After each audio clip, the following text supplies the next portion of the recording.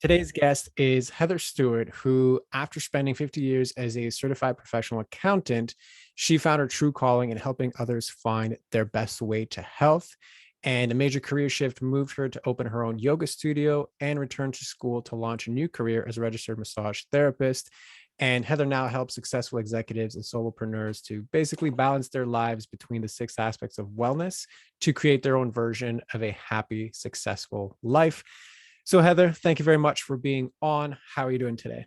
I'm good. Thank you. Thank you for having this kind of very different podcast, which I think is awesome because I think it'll probably help. It helps people see themselves in others, right? That is the general idea, and I'm a Right. firm believer in that when you witness somebody else being coached through something that you yourself have experienced or can relate with, it actually allows for a level of awareness and healing to happen because your own inner drama doesn't come into it, right? Like you're Yeah. almost projecting the healing outwards to somebody else, and then it allows you to kind of shift something internally. That's obviously the best case scenario, but that's how I've witnessed it both in my own experience and with other people. So yeah, you're right. That is very much at the heart of the podcast. But regardless, we're here to talk about you. So Right. I want to keep the focus on that. So why don't you give us a little bit more context on, your journey, especially going from like an accountant to like a health coach. Like it's not really a linear type of jump. So I'd love for you to give us some context Yeah, on sure. And life's not linear. So it depends how far back you want to go. I mean, I did spend 15 years in corporate, and um, when you're in there, they tell you that you're successful and they tell you you're doing the things you're supposed to do. I think you came through corporate as well at some point. I remember you saying that at some point.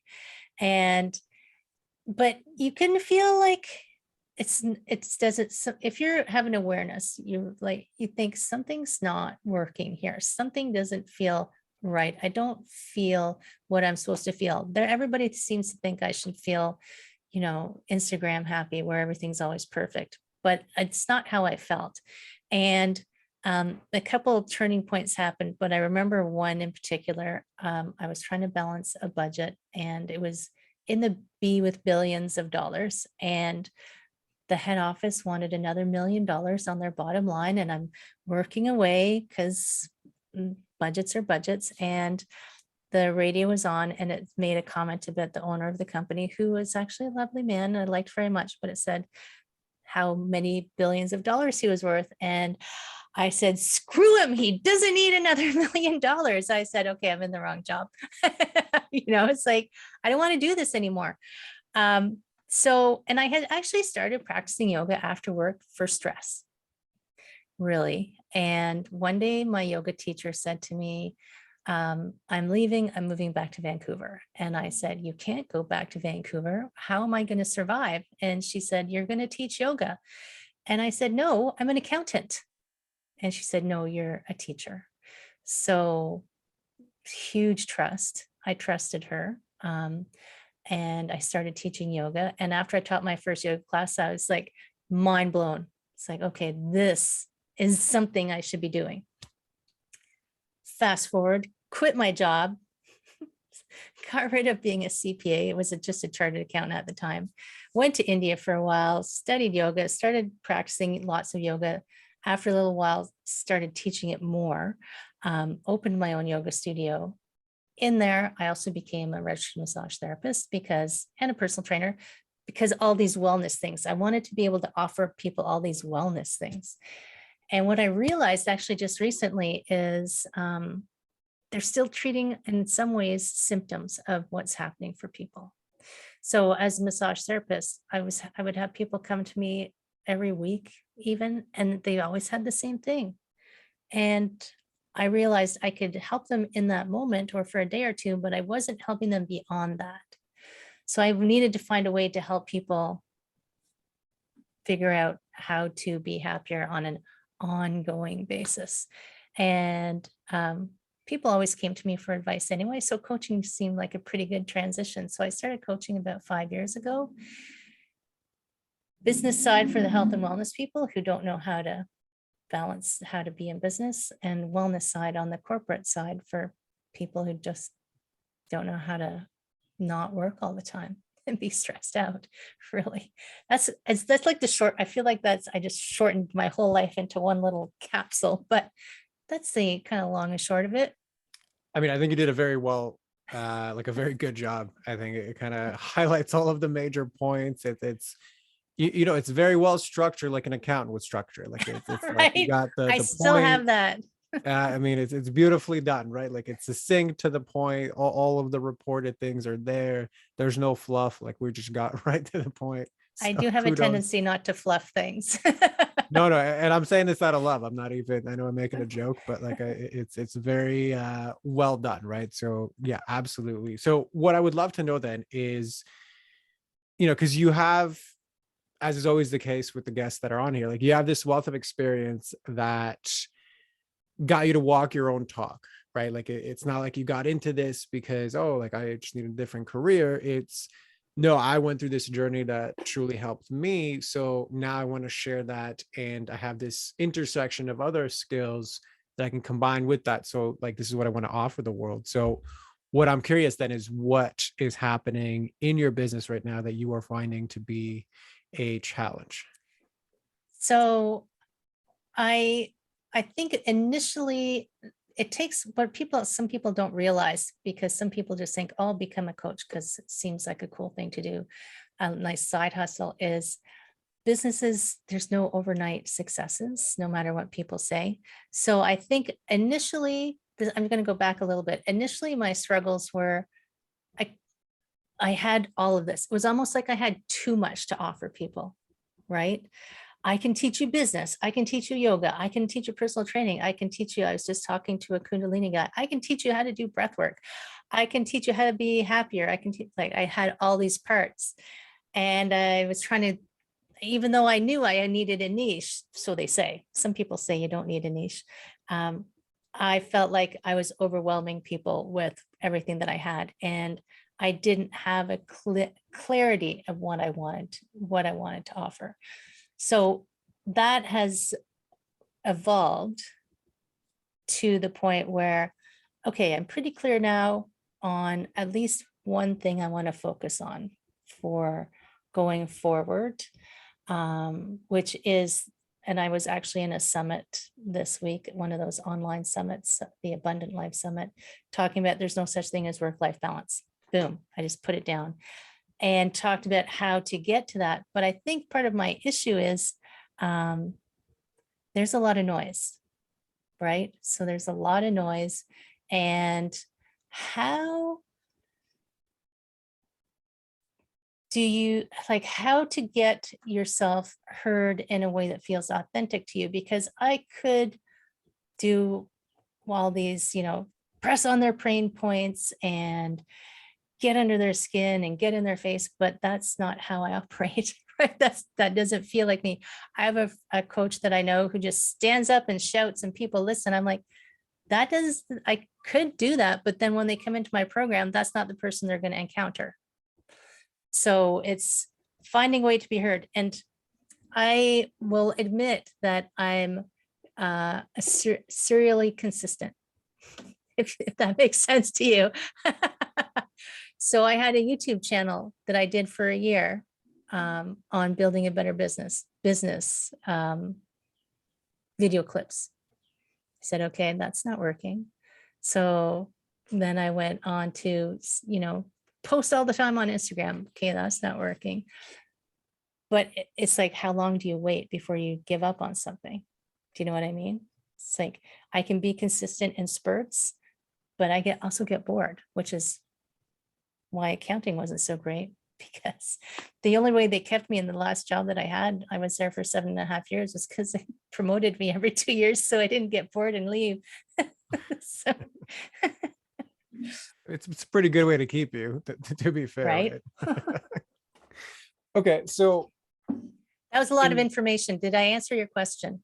so yes and no, right? And Yeah. that was kind of gonna be my follow-up question. So I do like the breadth, because I think there's value in that, like plastering of everything.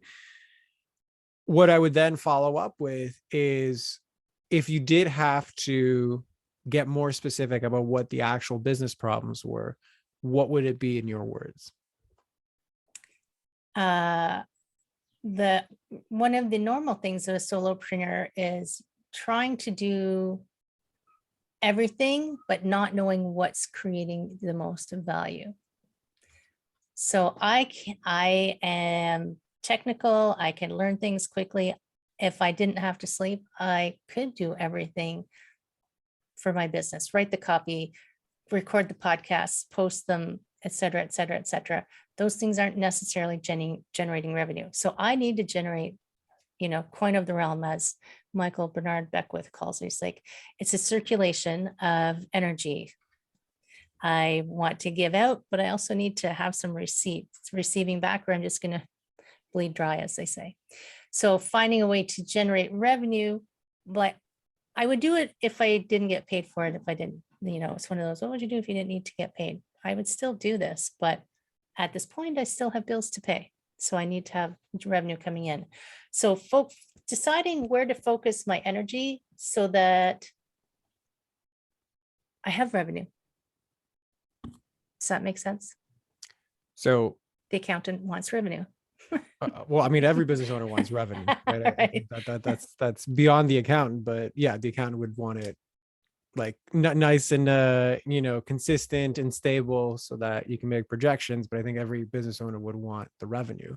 So okay, so there's a few pieces there, right? So one is, okay, so I'm trying to do all of these different things to create the value, but I also recognize that some of these things aren't valuable, both from just my recognition of the activity. So like you mentioned, okay, I can do a lot of the tech stuff, but like, that's good to get the job done, but nobody's actually paying me to do it because I'm kind of doing it for me. And then there's also the lack of clarity, I think, in, well, what is the valuable thing that I'm offering? So do those resonate with you? Yeah. And something that just came, like when you said, what is the valuable thing? Like, I've been listening to the podcasts, followed Amy Porterfield for a long time. Don't listen to her for too long, because you'll think that every week you have to come up with something to give people, and it'll drive you crazy. So that's, it's that constant giving, which is things going out. But if they're not perceived as something that will translate into clients, really. I mean, so what am I trying to say? Yeah, I lost my train of thought. That happens. I had a stroke in October, by the way. This just past October? Yeah, Oh, 6 months wow. ago. Yeah. Okay. So if every now and then I do lose a thought, and it'll take me a minute to get it back. So I apologize in advance, but I'm All good. Nothing to apologize about. right. So all good. Which is why I think people should take care of themselves. Right. So I can put out lots and lots of content, but I don't know that it's the best use of my time. Like it might be valuable to my clients, or I don't call them clients, for my listeners or consumers who aren't clients yet, because it's, how do you trip them over into, putting some skin in the game? Okay. So you had mentioned at the beginning about niching, and you were like, well, I don't know if I need to niche down. Some people say I do, some people say I don't. There's a debate going on right now, right? Well, what are your thoughts on that? I think that it depends on what you're offering. So and it depends on how you define a niche. So traditionally, like if you listen to the Porterfields or Wedmores of the world, they'll say you have to pick one person and know everything, even Ellen Yin, everything you know about them, and like create this fake person that you're always talking to. But I have a coach that I work with, who I actually coach, that would be too narrow for her to define it that narrowly because of what she does. She needs to like pull out a little bit. So this is all good, but if you notice I'm not yourself answering talking, your question. Well, you are, but you're answering it in like the third person. right? This is Okay. what Amy Porterfield thinks. This is what my client's situation is. What about So you? Right. I I have niched down, but I don't know that I want to be niched down. So my niche right now that I approach is um, overwhelmed, stressed out, burning out, successful, overachieving women in their 40s to 50s. And they're often in corporate. Some of them are solopreneurs and they're working really hard at everything. And COVID has kicked them in the butt because they've got probably kids and spouses and working from home and trying to be everything to everyone, which I get. I mean, it's not uncommon for women to take on those roles of being everything for everyone and never saying no. But at the same time, I can work with those people, but I don't know that I only want to work with those people. So, and I know, speak to one person and other people will hear you. Like, but at the same time, I don't feel like the programs that I'm running right now are women only. But I got asked a question recently from a group of gentlemen. Well, how come you're not running one for men? I was like, I don't know the answer to that. Because someone told me I had to niche down, right? Okay. And what is it that you want? I want programs full of people and to help people feel better. That's what I want. Okay. And And I don't want to do any of the background crap that you get VAs to do, right? okay, that's fair. And the truth of the matter is, like, you're not at the stage of business where that could be a reality. So, at the end of the day, there's some acceptance there that Yeah. at this chapter that piece has to be done. The reason I asked the question is because your brain's default is to always look at the external for the answer, right? Like, so many of your answers are in reflection or in reference to either an external authority, an external narrative of like, what is the norm, what's the should, and like, what are the rules that I'm supposed to follow, and where do I fit into those rules? And the reason I point this out, and the reason that I asked the question in this way, is the like sentiments of like the rigid personality pattern tend to materialize in people that are very good at following rules and having spent a career maximized by following the rules and being effective at maximizing what the rules allow you to do or not to do. This can be a big hindrance when what it is that you're essentially asking here is, where is my authentic voice? Where is my authentic position in the marketplace? But so that it also fits the mold of all of the rules of what it should be. Right. Right. And Right. in many ways, those are very antithetical, which is why it's so hard for you to narrow down. Like, it's very hard for you to speak clearly about what it is that you want, even though you're very articulate. It's very hard for you to answer a direct question with reference to the internal, like, this is what's authentic to me. This is what sounds good to me. This is who I am. This is what wants to emerge. This is what I want to express. It's always in relation to what's right. And you can never figure out what's right because you're trying to find, like, you're trying to ask the external on what's right for me internally, but the question can only be answered from internal source and then maybe modified and expressed and like molded with some other external, like, fine tuning, right? Like, marketing principles work for everybody. It's like, how do they work for me or wants to express? It's a much different question or answer than the ones that you're giving me. So I know that was kind of a lot thrown your way. So what stands out for you from that? Uh, it's actually pretty accurate. And I have, I've had some awarenesses of it.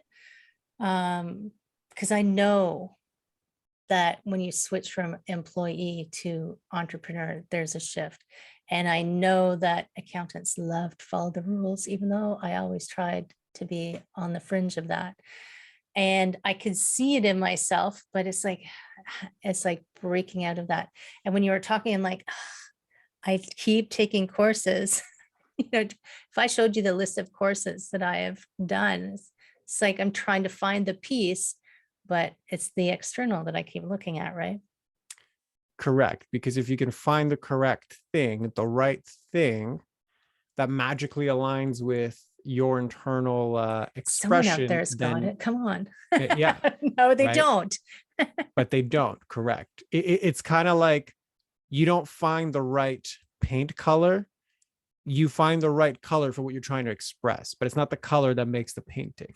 Oh my God, you're brilliant. Did you know that I'm a painter?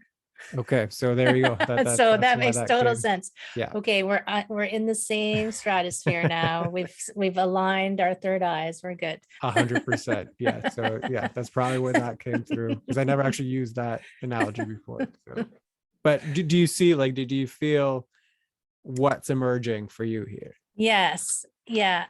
It is uh constantly trying to find, it's like the people who come to me for, and this is me for massage, they're trying to find the solution of me doing something for them when they have to do something for themselves, Correct. And right? what is it that you think you need to do for yourself here? Well, clarity would be nice, but it's this giant word, right? Clarity is a giant, I feel like it's a misty word, like it doesn't have form. And maybe that's because I don't have a lot of clarity. I know So lots of things that I really like doing. What do I call myself? A multipreneur. Like if I told you how many things I actually do, I do way more than coaching still. Um, and it's hard to land, and I would feel restricted. I think I have a fear of feeling restricted to one thing, even though I tell people you're not stuck there. Like when I coach people, just because you pick one doesn't mean you have to stay there, but it doesn't mean I want to do it myself. I agree. So okay, there's a few things that I would want to highlight back to you. Yes, you know a lot, and that's a beautiful thing because you do have multiple interests. So you can I'll use the word attack here, but it's like you have a client problem, so you can attack it from multiple angles. Like it's not an aggressive thing. That's a beautiful thing. It's a good quality to have. In the context with which it's happening right now, that's a distortion. I would invite you to consider is whether all of the things that I know and I'm have this narrative, I don't want to be restricted. I would invite you to consider if this is a defense tactic to really keep you small, because as somebody who follows this rigid pattern, if I choose the wrong thing and not the right thing, then that is fundamentally something that is going to play against my identity, right? Like choosing the wrong thing in some ways is dangerous because I've built an identity based off of being able to navigate the right thing, being able to choose the right thing, being able to maximize the right thing. Like I can look at the externals, analyze them, make the right decision based off of them, right? So I'm not saying that's the case, but I would invite you to consider to what degree, if that narrative doesn't serve you, that it's too restrictive to choose one thing, is it also restrictive to try and choose everything and get nowhere, right? Right. So that's number one. I'm just going to throw these out there and then you can kind of Okay. comment back, right? So that's number We're one. gonna have to go back and cover them again, but keep going. That's fair. And this it's recorded, so you'll be able to watch it back, right? So Yes. that's like one thing on like, is that a defense? Right. The other part that's how we got here was this lack of clarity. And you were like, okay, well, the clarity is this like nebulous thing that sounds nice, but like I don't necessarily have it. So I don't know if it's me or if it's not me, etc. What stands behind clarity is the wounding that the rigid pattern basically needs to develop. Like that's your healing, and that healing is self-trust. Because somebody who spends a lifetime getting really good at discerning the right thing, finding the right thing, managing the right thing, always maximizing the external, what they neglect to develop is the trust in the internal, which is why they look to the outside for what it is that they need to do. So the reason you lack the clarity, and again, the clarity comes into feeling restricted. If I don't have clarity, then it is restrictive to think that I have to, cut out all of the options of the things that I like, because there's no way that you trust yourself to express your business in the way that's going to be aligned with you. So before you have the clarity, what you really have to accept is that the wounding that you have to heal is one of self-trust to tune in and act on that, even without the external validation. So what comes up for you as I share that? So the first one is you were saying it's a defensive mechanism not to choose. Correct. They are kind of interrelated, aren't they? Really? Yes. Even though you yes. stated them as two different things. So I don't totally agree, and I also don't totally disagree. But it's, again, I can only see myself in the balcony, as we were talking about earlier. So it is true. And this has been an ongoing forever. Like I'm trying to figure out how I want to say it. So I have left personas in the past behind. So like my accountant persona, I just left that. And to give you a little bit of context, when I left my accountant persona, I also at the same time got divorced and sold my house. I went to India. Did a little bit of running away, which I'm okay with, because sometimes you gotta, like, I don't recommend this for everyone because it's always a bit traumatic, but a full stop and start over. So I guess maybe I might have an attachment to some of the personas that I have now that are interfering with me selecting a way to be. And part of it might be if I go back into one niche, which would be that corporate kind of client, it's like, I left that behind. I don't want to go back there. But then it's like, well, why? What are you afraid of? Like, you're not going to turn into that person again. But what if I do? So, and I totally agree. Like, everybody has, about the self-trust thing, everybody has that thing inside of them, whether they fake it or not. Like, I fully admit to being a complete imposter syndrome, always thinking that why the hell would anybody want to hear what I have to say, even though there's days that I think I have pretty good things to say. And the people send me messages to say that, oh, your podcast episode changed my life. I'm like, yeah, sure it did. La, la, la, la, not real. You know what I mean?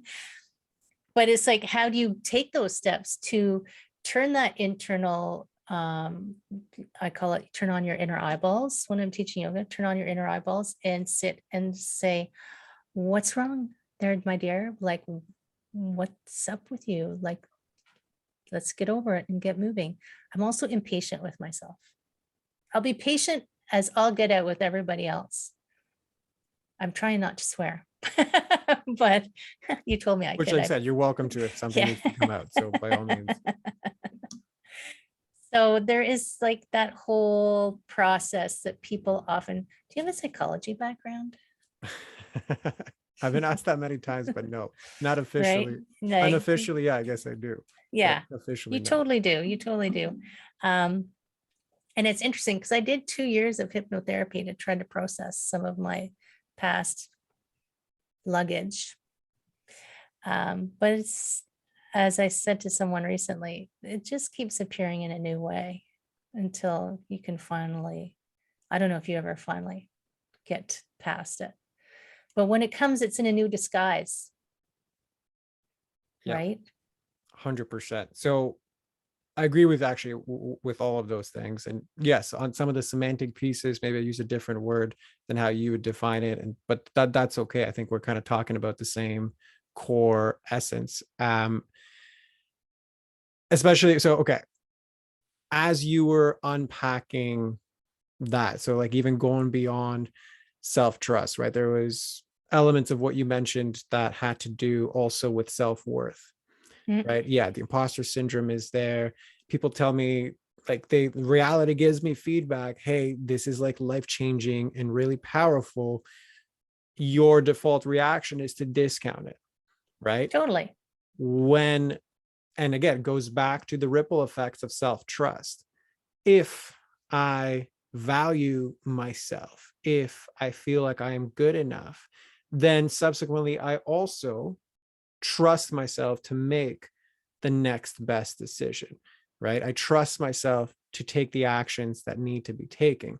So I think what you're doing now is just actually unpacking the ripple effects of how all these things interconnect together.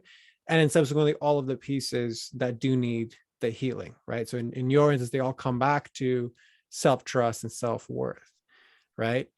And then part of your other question was, okay, well, essentially, how do I do that? Obviously, that's a much longer process than we could dive into here. And I know I That's always like say that. years. Yeah, and I always say that on the podcast, but it is true, because even though you've done a lot and you've grown a lot, and that's a beautiful thing. Yes, I agree. We all have these same issues that manifest in our own way, but fundamentally, like, this is now coming back around for you to heal in the context and through the vehicle of your business, through the vehicle of your abundance, through the vehicle of your expression, right? Through the vehicle of, I am now outside the constraints of a set system. So it was corporate initially. I could even argue that it was yoga secondary, because, like, if you are training under somebody to become a yoga teacher, it's like they're giving you the container Yeah. for what and how to excel. You are now in a space where all of that's gone, and you are the one solely responsible for setting those standards, creating your own boundaries, setting your own constraints, creating your own container. Everything now falls back on you. So all of the pieces that were still, not fully healed are now coming to the surface as expressed by your business. So it's much less around, I thought I healed these things. It's the reality is showing us they're coming up in this context. Therefore, now becomes a choice. Am I going to go forward and heal these so the business can grow? Or, I'm going to do whatever it is, that other thing that I feel like I need to do. So again, how does all of this land with you? Yeah. No, it's totally true. And I'm sure, do you listen to Jim Fortin? I'm not familiar with that Oh name. my God. Yes, he has a podcast called Transform Your Life from the Inside Out. And he's an interesting dude. Like, we can talk later. I think you should give him a listen, but he says a lot of those same things. Like, your things are coming from inside of you. So he's not as kind as you are when he tells people things. I mean, he is kind, but he doesn't pull punches, let's say. He's like, just get your shit together, sit down, look at it and figure it out. But sometimes I compare it to doctors who say to their patients, well, go lose weight. And then the patient leaves and says, okay, but what do I do? So that's not to say that I'm not completely without tools, but it's challenging to do that. To have, like, people think they want freedom. They don't want freedom, because when you get it, you go, holy shit, and you go back into your cave and say, no, yeah, this is enough freedom right here. I'm good. So if I could just pause you right there, right? So again, my question was, how does this land for you? So I know I'm not answering you, am I? Well, you are actually answering, right? It is how you are answering it. It is the, like, psychological distance with which you are answering it, right? So let's just say Right. that last piece that you just mentioned. People want freedom, and they say they want freedom, but they don't really want it. What if you turn that around and instead of said people, say I? But I don't think that I don't want freedom. Okay. I feel like I want freedom, but at the same time, I don't know what that is. Right. Goes back to the clarity question. Right. Like, Right. what is freedom? Can anybody define freedom? What's his name? Joe Dispenza. I just remember what the So, bleep he right. did this. Again, look at where your brain went. Can I know anybody define everything is in freedom? context of a story. It is. And it's in the context of the external, right? Like, I find not just value, but definition from the external, to the degree that I have to point it out multiple times in the span of the same conversation, right? And I listen, I know I'm not saying this as a judgment by any means. I know it's Judge frustrating to me. hear this It's human. reflecting Judge back. me. It's just more like this part of you is so ingrained. It's such part of the paradigm that right now it's actually blocking the clarity and your definitions of freedom and all of the other subsequent things to such a large degree that a big part of your healing will actually be getting the practice to separate from that default narrative, make the choice to practice asking and thinking about those same things from the first person perspective, right? From the Heather perspective, and seeing what answers come up, and eventually over time, trusting them, acting upon them, being in them and with them, right? That I think is my biggest reflection back to you is everything you're searching for outside, you're looking in the wrong place. Right. Yes. Okay. Now I'm like, I don't know. I don't know how to say anything. Now I'm like, now what do I say? Yes, I know. And that's kind of what I said before. I'm not judging. I'm not trying to cut you off. But I think it is important for me to point that out to you if you are serious about this, because I think it's so prevalent to the point where it's even hard for you to observe it. Right. So, and that's fine. I mean, listen, we all have our own versions of this, but by any stretch of the imagination, it's not unique to you. No, I'm Um, totally unique, dude. Like, come on. It's okay. it's that same, but different sentiment, Yeah, right? yeah, Yeah. yeah. Yeah. So it's not like I'm not speechless because I don't have many things. Like I'm an ideas doula. My head is always overflowing with things coming in, and I don't know which ones are mine. I always say I birth them. I don't want to raise them all. I'll give them away if you want them. But part of it is like, and it's interesting because I do have a daily seated practice, but I don't know that I've ever, and I've had a daily seated practice for like 18 years, but that doesn't mean anything here nor there if I haven't been able to, on a consistent basis or on a drilled down basis, figure out what the hell do you want, Heather? Yeah. And I just want to commend you because I think that's the first time you really took what we conversed about here today and like let it seep in and integrate, right? I Because was trying really hard not to refer to yeah, something outside myself. and I saw that, like I saw the strain, but what I just want to acknowledge you for is like you see that it's possible, right? Like you right away allowed yourself to actually go there. It's in that kind of conscious incompetent state, like you realize like you have to strain to be there, but that's going to be the first steps of really making this, right? And even on things like you mentioned, like your practice, like your morning practice is great, but the results of it show where your focus was, right? Like I Right. don't know what you do in your morning practice, but chances I are you sit weren't there thinking about and these breathe. things, right? Which is fine, right? So it's what you're focused on, that's what you're gonna like. Even if you're looking at it in a spiritual perspective, right? Like everything that's manifested in front of me is really just the lagging evidence of where my focus was yesterday, right? Right. So that really is the ultimate reflection back. So that's a beautiful thing to have that practice. Is it helping you towards what it is you want to do here, or the things that you actually need to heal, or any of the other stuff that we talked about? That I think is the real more important question. So how does that land for you? Well, sometimes, so I mean, I teach people mindfulness, right? So um, I think it's useful to help you see if you look.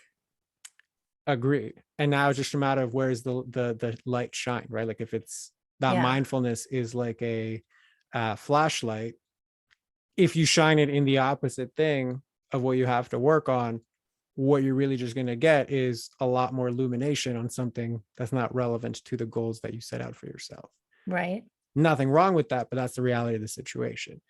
So I think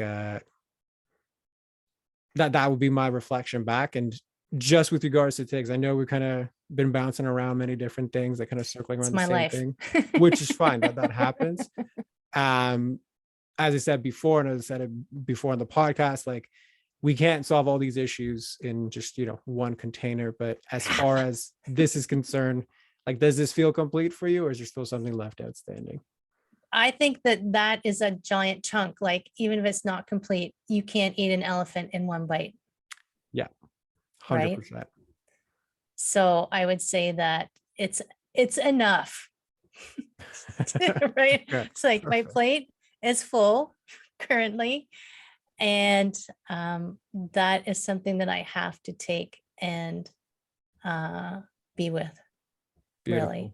Yeah. Well, I think that's a beautiful spot to close this off. So why don't you just give us a summary in your own words of like what were your biggest takeaways? What were your biggest highlights from going through this process?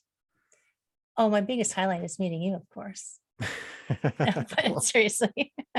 thank you. The flattery is always going to work. Yeah. So that It always that's works. great. Every No, time. but seriously, so I think that I do think that what you're doing is important because um, people need resources to help them. And I wanted to come in here because, as I said at the beginning, I know that it's me that is causing the problems or causing the roadblocks. They're not problems, causing the roadblocks to what I want. And but I never stopped to see the box that, or the inability to see, really. I'd never stopped to have that notice the inability to see what part of me was doing the uh, traffic control, right? So this is going to alter my daily practice. We'll see. I'll have to report back to tell you, how long it took me to eat the elephant.